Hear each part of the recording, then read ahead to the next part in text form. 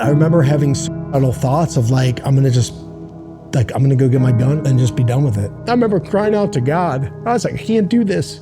I can't do this. I don't want to have a thought of putting another gun into my face. I don't want this thought. And like just the weirdest thing is like this peace came over me.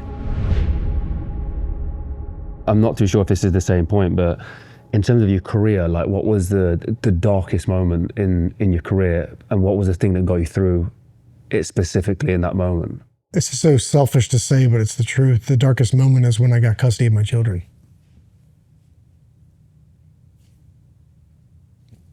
One, I didn't know what I was doing. That's not a good feeling. The fear of the unknown is just, it is real. And I was leaving what I was comfortable with, all my guys, and I knew that they were going to go downrange, and I wasn't. And that's so selfish to say. It's not now. Obviously, I don't feel that same way now. That was a blessing. That was a blessing.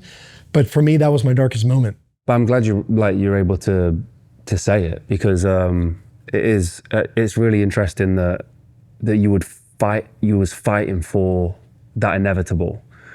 Whilst the kids were obviously in a situation where it wasn't great for them at the time, and you're fighting for that, you're making sure that they're in a good situation. But was you aware that you were leading yourself down this path? That's a good question, buddy. I don't know if I've ever been asked that. I don't think I did know. I think I knew that I didn't know what was going on. You say when I got custody of my children? Yeah. I didn't know how much I was relying on pills to go to sleep, and I didn't realize how much I was looking to wine or alcohol to numb and suppress and just to get through things. Yeah, I didn't realize it. I didn't realize it until I realized it, which was years later. A lot of years. But at the time, I didn't know. I thought I had to, like, I'll just figure it out, I can still go work out, right? I can still do this stuff. But I didn't realize how bad I was. Nah, I didn't know. Your first reach was to request to go on deployment, or I think you asked your lawyer, like, can I do one more? That's how I was into me. Yeah, like the kids, so when they went on deployment, when they told me to stay back and take care of my kids or learn how to be a father, a good buddy of mine, Adam Brown, passed on that deployment. He actually has a book, Fearless, which is a great read. Great, phenomenal read, great man. And I was with that guy. I was with Adam for quite some time at Team 2, and we went over to our S&T training together. We were in the same team, and we went up to our units together as well. Great, phenomenal human. And so he died. He passed on that deployment when I was back with my kids. So the next rotation, my kids got out of school, and a week later, we were slated to go back overseas. So I asked my lawyer, is this legal? And she's like, yeah, if they're with their mom, you're good to go. I was like, okay, cool. So I asked my command, hey, am I good to like jump back into training, train up and deploy with you guys, and at least do like a half deployment? Because I had to be back for my kids. And they're like, yeah, sure. So awesome. So at that time, my good buddies were like, dude, jump in with us. So I'm like, dude, I gotta like with another troop. And so I went back with my old guys, my old team. But just like I'll breach if you want me to breach, but just I'll just be a shooter. I'm there to do whatever you need me to do. I'll carry heavy things. There we go. And so I got to go on deployment with them, and then got to go back at it. And for another, I think it was like 60 days, something like that. I got to do a little mini deployment. And then I was slated to come back in 3 days. And then we were supposed to go out that night, and we didn't because of weather. So that is the night where I wrote about as Extortion 17, is our helicopter went down. And I believe it was like 32 people died that night. I think it's 32. I could be off on that by 1 or 2, but it was a lot of people. And a lot of them were my good buddies, like best buddies that I trained with, had barbecues with, drank with, worked out with, gone. So that was a hard one. And the worst part is you could see We had drones above that could see the crash site, and we wanted to go so bad. We were told to stand down. But once the dust and the smoke settled, you could see, because what thermal imagery does is it's white. Like the setting we had was white. And if it's doesn't have a heat signature, it's black. And you could see their white bodies slowly turn gray and then turn to black. And you could just see the life leaving them. And that was a hard one to watch, because it wasn't just like a body. There was bodies just spilled out the back of this helicopter. And you were just, excuse me, you were just watching it on TV. Was that hard to bow out after that then?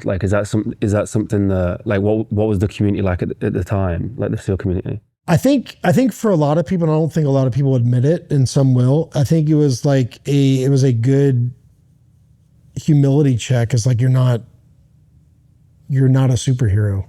You're flesh.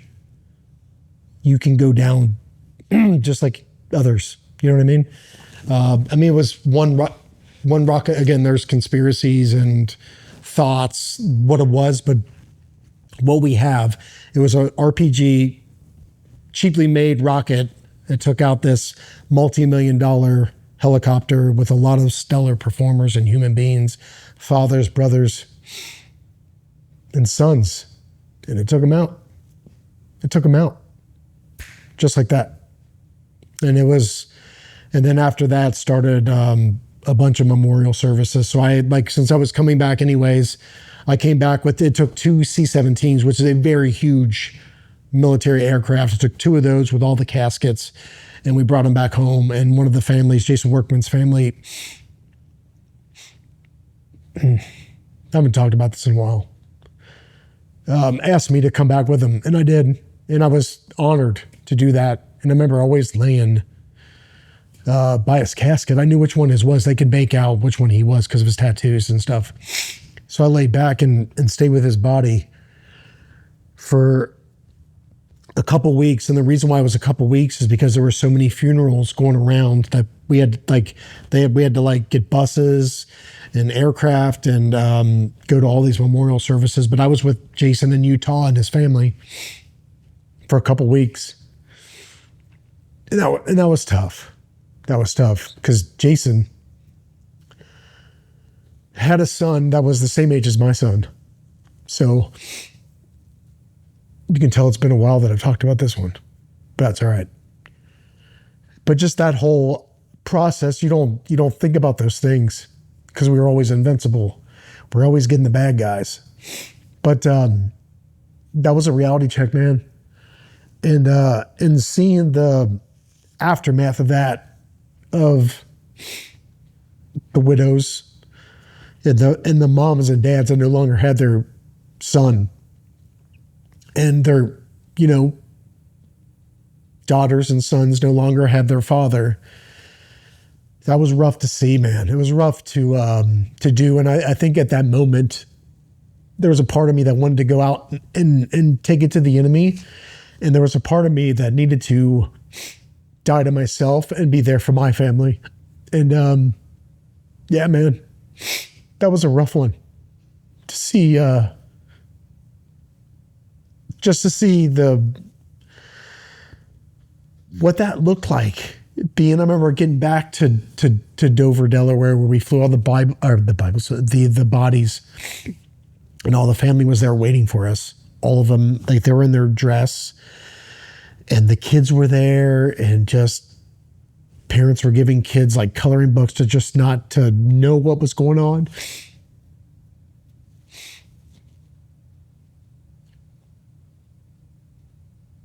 That's a memory you can't forget. That was tough. That was so tough to see. That was tough. How do you deal with it? I would drink. Drink during the night, work out during the day. That was my coping. That was it. And everyone had their own. Some won't tell you what that was, but that's what mine was.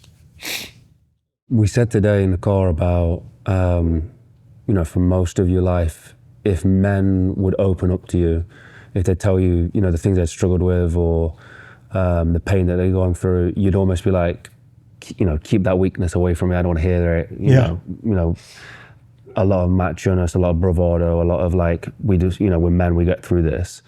And like your opinion shifted on that now, like. Yeah, for sure. I mean, again, I realized that the more things, which I did, would keep in. I didn't want to tell anyone that I had a porn addiction. I didn't want to tell anyone that I relied on alcohol. I didn't want to tell people that I needed to down some Mucinex to get knocked out so I could sleep and it would give me awesome dreams. I didn't want to tell people that you see me as this, but I'm very irritable and quick to anger with my children. I didn't want to show people that. I didn't want to tell people that. And then I remember I heard a dude come out and say this, and it was an older guy, wasn't even in the military, that he struggled with these things. I was like, I'm not alone. And it was just like eye-opening, and like we keep these things to ourselves. And we think we're protecting ourselves, but actually what we're doing is we're sabotaging ourselves. Is you've got to bring that darkness out, and you got to deal with it. We as tough dudes, especially in my spec ops community, being tough dudes, right? Because we're tough dudes, but we're not when it comes with dealing with this stuff.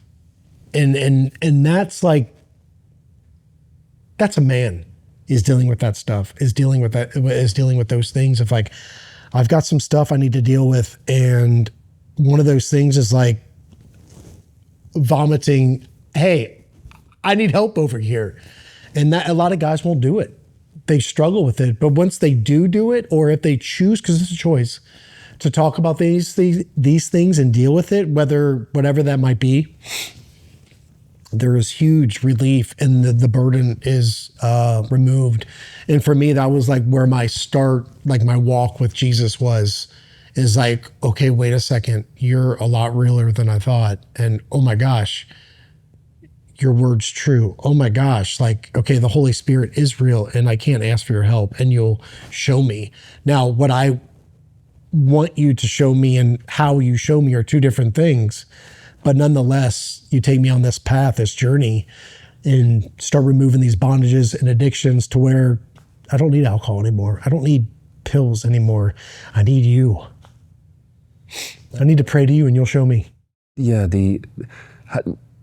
Can you describe the moment when you felt the weight lift, being unburdened by this? Because I think a lot of the guys who watch this are carrying burdens. I think people who are searching for the help are carrying those burdens, and it's impacting their life, and they know it. I think that a lot of the guys have some awareness, but I don't think they understand the reward speaking about those burdens. Yeah, they don't.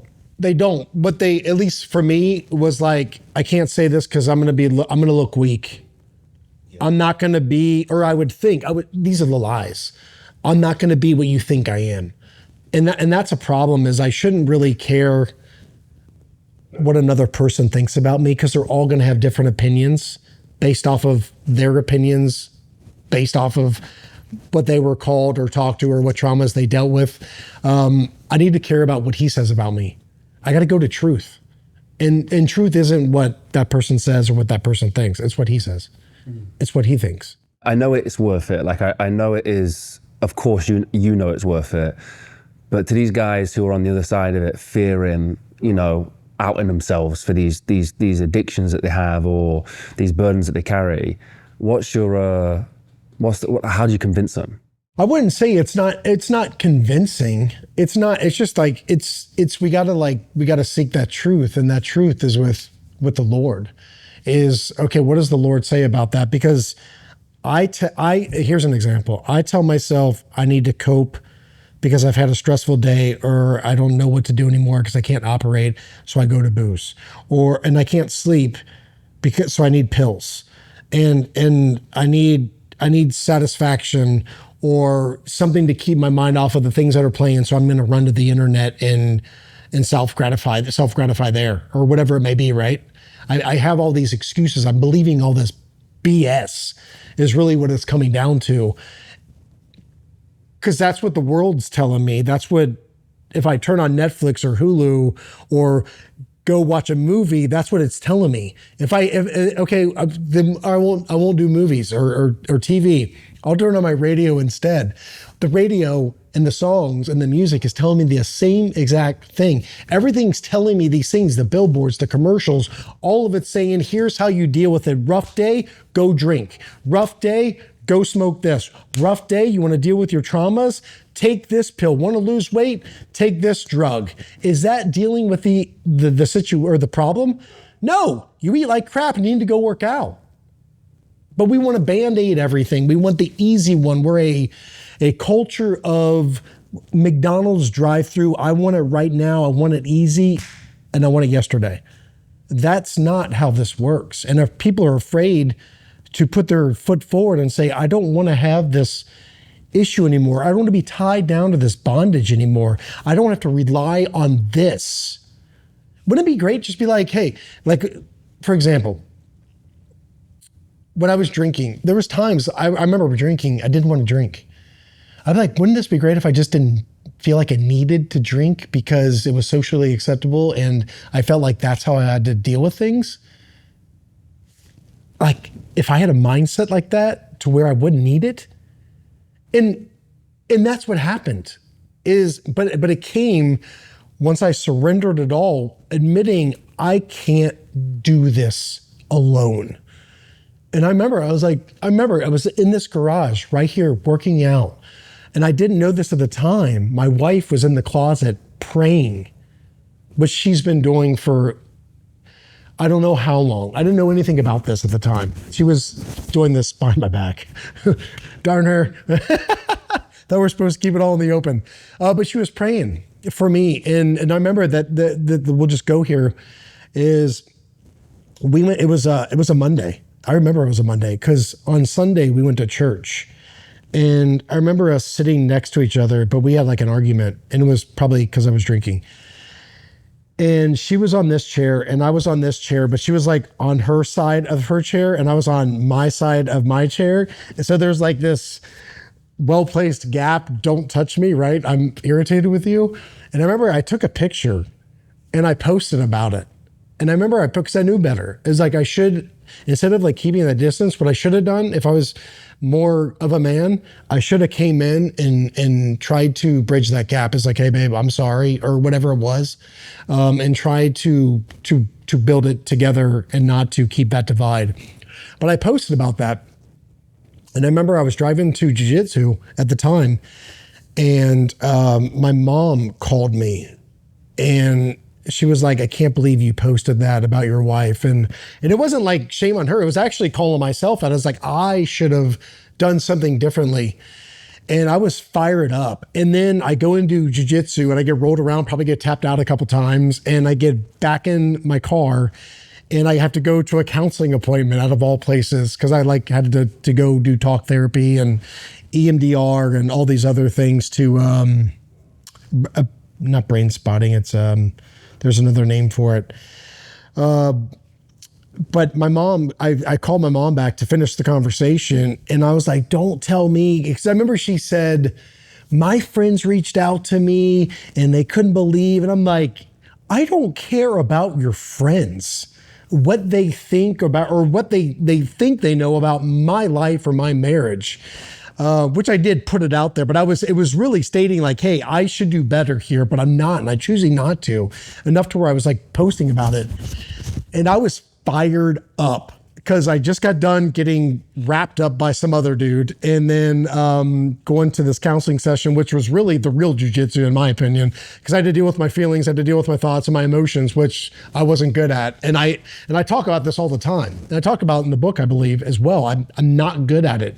I can take care of bad guys in the flesh, but when it comes up here, I sometimes struggle. And especially when it comes with women's emotions of doing what I probably should be doing, but I don't know the correct way. And you just, come into go this way, go that way scenarios, many cross sections. And so I'm explaining this, as I guess I am right now, to my counselor. And this was years ago. And she goes, and she's never said anything like this to me before. This is straight up Holy Spirit. she's like, you are the angriest man that I've ever met. And I literally said, that makes me very mad. And she, you could tell when she said that, she's like, oh, I probably shouldn't have said that. But I'm like, and I was like, I don't understand, because I don't yell. I don't like go around yelling at people and my kids and my wife and all this stuff. She goes, you don't need to yell at anyone to be an angry person. And I'm like, man, I was like, there's some truth to what she's speaking here. And it's just, I like stayed. And I remember one of the thoughts that I had was my drinking. And I came home and I didn't know which way was up. I was like that time where you're so like for me, when I get so irritated, I don't know what I should go do. I got to go do something. So I would go, I'm going to default, I'll go work out. So I went out into my gym, and I remember having suicidal thoughts of like, I'm going to go get my gun and I'm just going to shoot my eyeball and just be done with it. And I remember calling a buddy that was with one of our SEAL foundations. And I was like, dude, I need something. I need some more something. And this is like after the book came out. So spoiler alert, like we're going into another one. This is kind of like the start of the other one, I believe. Because I didn't have it figured out. I was going through more. There was just something still there that I was struggling with. And I called a buddy. I was like, dude, I need some help. And he's like, all right, I'll get some medical doctors, or we'll try to do some things or some therapies or all these things. And I hung up the phone, and I remember I put it down, and I remember standing in the middle of my gym. And I was like, man, I thought I'd been here. And I was like, dude, I surrender. I can't do this. I remember crying out to God. I was like, I can't do this. I can't do this. I don't want to have a thought of putting another gun into my face. I don't want this thought. And like just the weirdest thing is like this peace came over me about a minute or two later as I'm like contemplating these thoughts. I'm like, I don't even want the thoughts. To even think the thought was like bad. And I remember I texted my wife. I was like, I want all the alcohol. I don't want to drink anymore. I'm done. I would like to get it all out of the house. And I didn't know this, dude. She, at that very moment, she was praying for me. And she comes through this door, and when I'm at the gym, I'm not expecting her. I'm expecting her to come with guns blazing because she's mad at me or something. She comes out in tears. And she was in the closet praying for this, and we like hug. And she's like, I've been praying for this. I'm like, you've been praying for what? Like, what are you talking about? And she's like, about the drinking and all this stuff. And I'm like, are you cool if I get rid of everything? Like our wine, because we had like wine fridge, and I would put my wine in to make sure it's at a good temperature. And she's like, sure. And it's been like now from this recording has been like 2 years and like 9 months. And that is like dealing with it. It wasn't like dealing with it with modern day medicines. I mean, it was therapy, it was all these other people, but I really believe it was a true surrender to the Lord, admitting I cannot do this. I need you. And from that day, all these things started happening.